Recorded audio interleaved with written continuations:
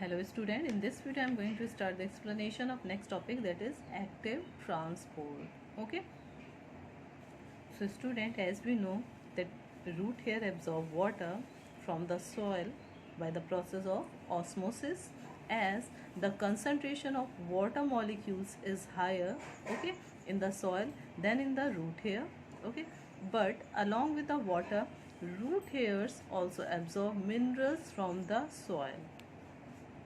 But student, minerals cannot be absorbed by the osmosis, as their concentration is more in root hairs, okay, in root hair cells than in the soil, and hence minerals from the soil are absorbed by another process, and this process is known as active transport.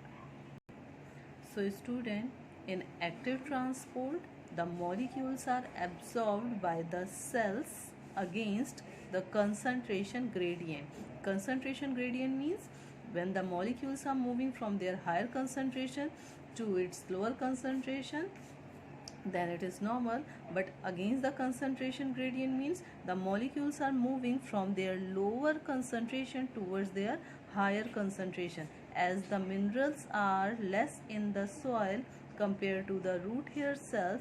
That is why this movement is known as the against the concentration gradient, and this absorption requires some sort of energy. So by using energy, plant cells, or you can say root hair cells, absorb minerals from the soil against their concentration gradient.